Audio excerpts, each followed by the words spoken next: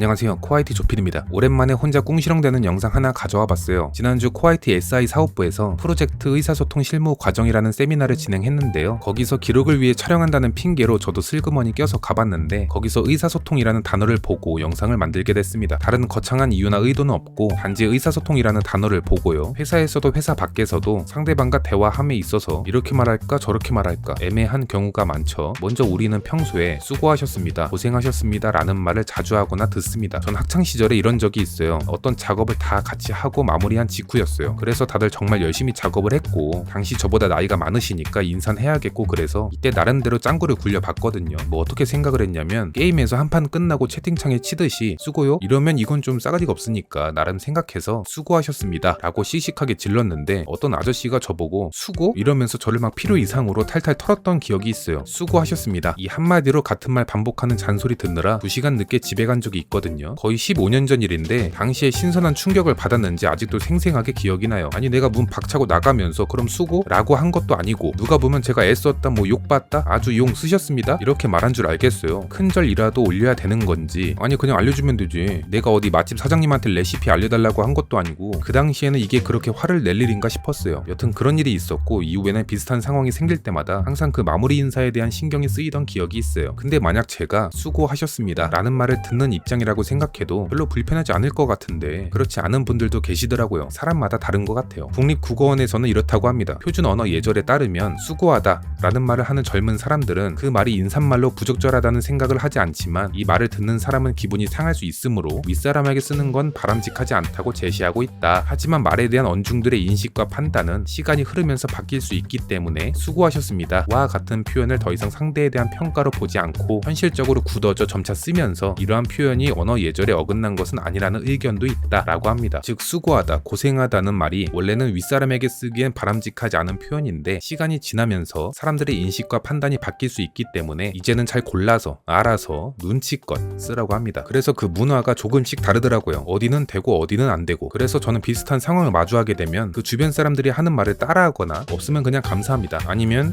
나 이렇게 묻어가곤 해요. 그래도 개인적으로 수고하세요 라는 말 자체의 문맥적 의미는 이젠 위든 아래든 모두에게 할 수 있도록 시대적 상황에 따라 바뀌어 가고 있다고 생각합니다. 또 한 가지 말씀드려보자면 우리는 평소에 부탁이라는 걸 할 줄 모르는 사람을 가끔 접할 수가 있어요. 예전에 제가 편의점 운영할 때였는데 예를 들어 누가 매장에 대뜸 들어와 화장실로 가면서 화장실 좀 쓸게요 이렇게 약간 부탁을 통보식으로 말하는 사람을 많이 봤어요. 뭐 화장실 맡겨놨어? 솔직히 화장실 쓰게 해주는 거 그거 뭐 대단한 거라고 막 다 가시라고 할 수 있어요. 유인 상품 중 하나죠. 그렇게 했었고 단지 더럽게 써서 그렇지 뭐 별거 아니에요. 아주 그냥 지 거 아니라고 더럽게 써서 그렇지 별거 아닙니다. 아니면 무언가 부탁할 게 있는데 짝다리 짚고 이것 좀 해주셔야겠어요? 이렇게 이 사람들은 그럼 돈 빌릴 때도 대뜸 돈 집어가면서 돈 좀 빌릴게요? 돈 좀 빌려주셔야겠어요? 이러는 건지 이 부탁은 내가 생각했을 때 뭐 소소하니까 선조치 후보고를 한다거나 딱 요정도 가볍게 멘트를 치면 될 것 같고 저 부탁은 좀 빡센데? 그럼 좀 비교적 정중하게 멘트를 쳐야겠는걸? 뭐 이런 생각을 갖고 있는 건지 부탁할 줄 모르는 사람은 어디든 있더라고요. 딱 보고 있으면 상식적이지 않은 게 약간 마음이 혼자 뒤틀려 있는 것 같아요. 같은 10,000원이라도 선뜻 내주고 싶은 대상이 있고 이 돈을 줄 바에 차라리 길바닥에 버리는 게 낫다 라고 생각이 드는 대상이 있죠. 부탁하는 입장이면 부탁하는 신용이라도 해야 상대방이 들어주고 싶지 들어주고 싶은 마음도 싹 사라지게 만드는 사람 괜히 쪼잔해지게 만드는 분들을 보고 있으면 많이 아쉽습니다. 반대로 상대방이 기분 나쁘지 않게 부탁 어조로 말해주니까 그게 진짜 부탁이라고 생각하는 경우도 있습니다. 상하 관계에 있는 상황 또는 주어진 일을 해야 하는 내가 회사나 어느 집단에서 당연히 해야 되는 일이라면 부탁이고 나발이고 그거 하러 회사에 가는 건데 당연히 튀어가야겠죠. 이렇게 상대방과 대화함에 있어서 애매한 경우에 대해 말씀드려봤는데요. 지난 SI 사업부 세미나에서 의사소통은 정보, 생각, 감정을 전달하고 공유하는 과정을 의미한다고 그랬는데 전 지금까지 상대방의 표정과 태도, 말투 같은 전달받은 부분들을 통해 생각과 감정 의도를 파악해서 상대방이 좋은 의도라는 게 분명하다면 무슨 말이든 그냥 저냥 좋은 흐름대로 넘어갔고 기분도 그렇게 안 좋진 않았어요. 그래서 상대방 또한 나의 의도를 파악하고 알아서 넘어가 주길 바라는 마음에 지금까지 멋대로 말한 부분은 없는지 돌이켜보게 됐습니다. 그럼 여러분들 수고하셨습니다.